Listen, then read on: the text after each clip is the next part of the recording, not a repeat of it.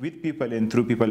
I think it's a very difficult job to work, as I'm belonging to Pakistan from a different country. We have a new form for cooperation where these researchers have come together with the IEA.